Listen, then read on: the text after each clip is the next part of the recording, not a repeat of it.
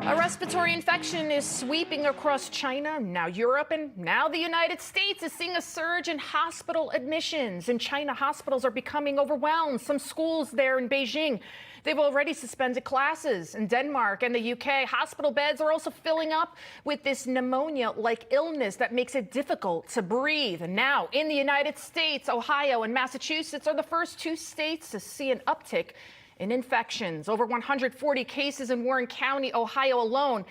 Yet the county medical director confidently stating to the media that the outbreak is not linked to a foreign country. How does he know? Stop trying to allay our fears, and why don't you do something about it? Like, I don't know, maybe limit travel to and from China. We're seeing all these infections in the hospital beds. Oh yeah, God forbid our leaders actually did something like that, because then that would be racist. Remember this? Here's Joe Biden in February 2020, just one day after Trump limited travel to and from China after a surge in respiratory infections. This is no time for Donald Trump's record of hysterical xenophobia. Hysterical xenophobia, really? Democrats, they would rather sacrifice people's lives than risk offending the woke radical left. Trump's travel ban at that time, it likely saved hundreds of thousands of lives.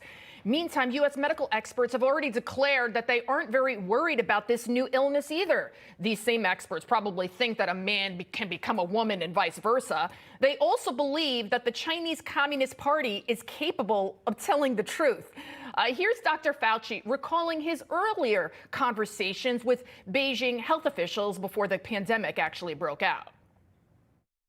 From the conversations that we had early on, it was led to believe that early on that this was jumping from an animal to a human in the context of the wet market in Wuhan, and that it was an inefficient virus that just jumped from an animal to a human and didn't necessarily spread very well from human to human, at a time when it was clear that there was at least a few weeks and maybe more of transmission from human to human that we didn't know about. And then when we finally found out that it was a highly efficient transmitter from human to human, it would have been nice to know about that sooner.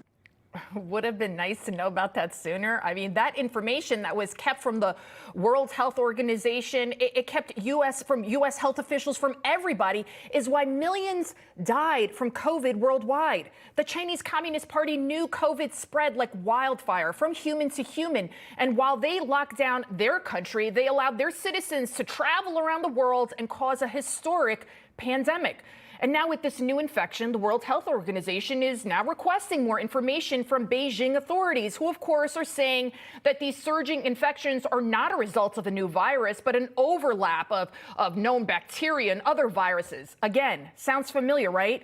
Despite all of this, China says it's got everything under control. China's Foreign Minister Wang Yi told reporters recently, quote, China's interactions with the international community will not be affected by any factors, and we welcome more visits from friends across the world. Yeah, I'm going to go there.